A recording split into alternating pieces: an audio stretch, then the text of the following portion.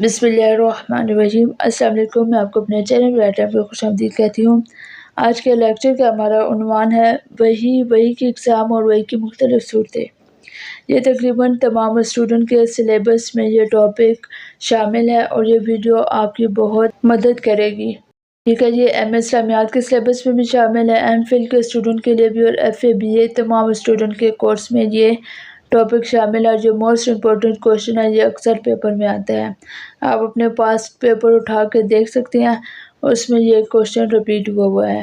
تو لیکچر شروع کرنے سے پہلے میں آپ کو ایک بات بتاؤں گی جو میں آن لائن کلاسز کے ذریعے بھی اسٹوڈنٹ کو بتاتی ہوں کہ آپ کو پیپر کس طرح اٹیمپٹ کرنا ہوتا ہے۔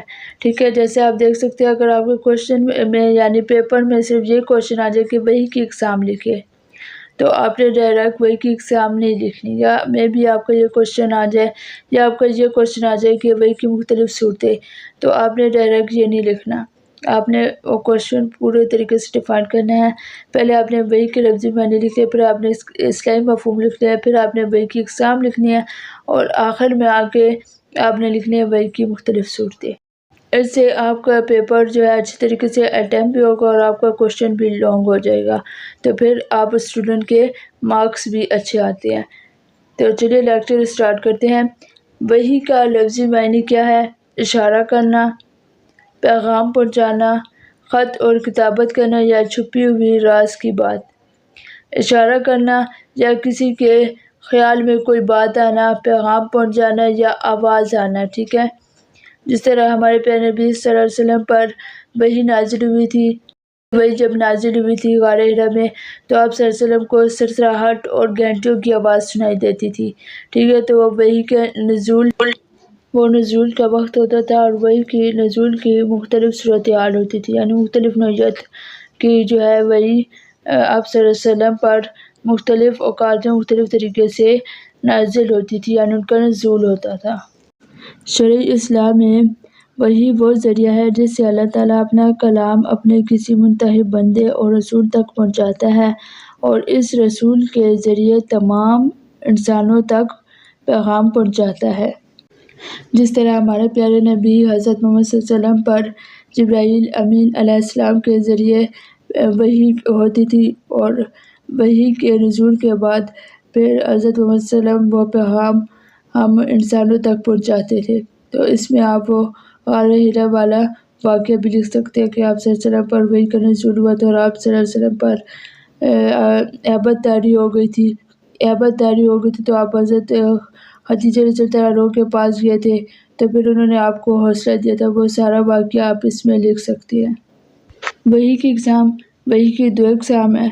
علماء نے وحی کی دو اقسام کا ذکر کیا ہے، ایک ہے وحی جلی اور ایک ہے وحی خفی، جسے وحی مطلوع اور وحی غیر مطلوع بھی کہتے ہیں۔ اب وحی مطلوع اور وحی غیر مطلوع یعنی وحی خفی اور وحی جلی میں کیا فرق ہے؟ وحی مطلوع یا وحی جلی، اس سے مراد یہ ہے جو صاف الفاظ میں آتی ہے اور فرشتہ انہیں تلاوت کر کے سناتا تھا، اس لیے اسے وحی مطلوع یعنی تلاوت کی جانے والی وحی کہا جاتا ہے۔ اس کی مثال پورا قرآن پاک ہے۔ وحی غیر مطلوع یا وحی خفی سے کیا مراد ہے؟ ایسی وحی جس کی تلاوت نہیں کی جاتی۔ ٹھیک ہے، یعنی وہ احکامات جو ہمیں حدیث نبی سے معلوم ہوئی ہو، تو اس کی کیا ہے، اس کی ہم روزانہ تلاوت نہیں کرتے، تو اس سے ہم کیا کہتے ہیں؟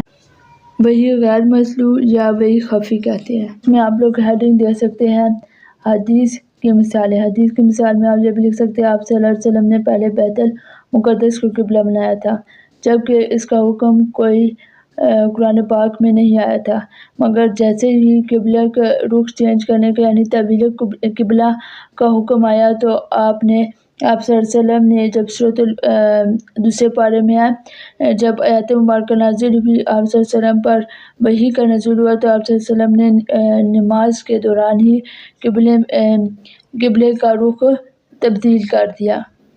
وحی کے لیے مختلف الفاظ استعمال کیے گئے ہیں، بلکہ وحی کو عام طور پر مختلف 6 معنی میں بھی استعمال کیا گیا ہے، جس طرح ہے نام فطری۔ جس طرح ایم ایس اسلامیات کے پارٹ 1 کے جو اسٹوڈنٹ ہیں، انہوں نے سورۃ النحل کا ترجمہ پڑھا ہوگا کہ قرآن پاک میں اللہ تعالیٰ کا ارشاد ہوا تھا، شہد کی مکھی کو اور اللہ کے رب نے شہد کی مکھی کو وحی بھیجی تھی کہ تم پہاڑوں میں اپنا گھر بنا لو۔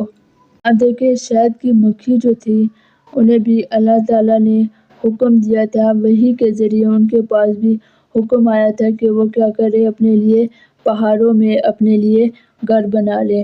اور سورۃ النحل کا مطلب بھی یہی ہے، شہد کی مکھی۔ تو جو اسٹوڈنٹ جو ایم اسلامیات پارٹ 2 کے اسٹوڈنٹ ہیں وہ وہاں سے اگر انہوں نے ترجمہ کیا تو اس ٹاپک میں سے تھوڑا سا مختصر سا آپ اس کا حوالہ اس میں دے سکتے ہیں۔ حکمت تکونی کیا ہے کہ جس روز زمین اپنے اوپر گزرے ہوئے حالات بیان کرے گی کیونکہ تمہارے رب نے اسے ایسا کرنے کی وحی کی ہے، یعنی انہیں حکم دیا ہے۔ یہ سورۃ الزلزال میں ہے، یعنی قیامت کس طرح برپا ہوگی، اور زمین کو اللہ تعالیٰ قیامت کے دن حکم دے گا کہ وہ بتائے کہ اس کے اوپر کیسے کیسے حالات گزرے ہیں۔ اگلا نزول ہوا تھا اعلام زبانی، یعنی حضرت عیسیٰ علیہ السلام کی قوم پر حواریوں کی طرف ہوا تھا کہ وہ ایمان لے آئے۔ وحی کا نزول فرشتوں کے ذریعے سے بھی ہوتا تھا، اشارے کے ذریعے سے بھی ہوتا تھا، یعنی دل میں کوئی بات ڈال دی جاتی تھی۔ میں پوری وضاحت نہیں کروں گی، آپ قرآن پاک کی یہ سورۃ مبارکہ کھول سکتے ہیں اور اس کی تفسیر میں بہترین طریقے سے وضاحت موجود ہے، آپ وہاں سے مین ٹاپک لے سکتے ہیں، نہیں تو آپ گوگل سے بھی سرچ کر کے جو مین ٹاپک ہے آپ وہاں سے بھی حاصل کر سکتے ہیں۔ وحی کی مختلف صورتیں۔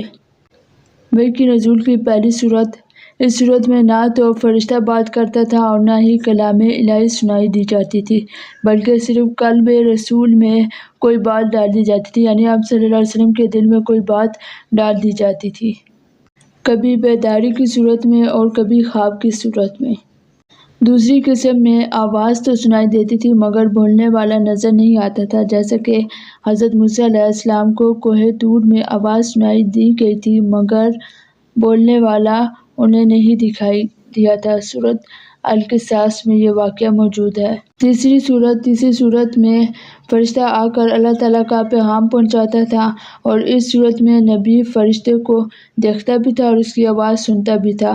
اکثر اوقات فرشتہ انسانی شکل میں بھی آتا تھا اور بعض اوقات گھنٹی یا سرسراہٹ جیسی آواز سنائی دیتی تھی۔ یہی وہ اقسام ہے جس کے ذریعے تمام کتابیں انبیاء کرام علیہ السلام پر نازل ہوئی تھی۔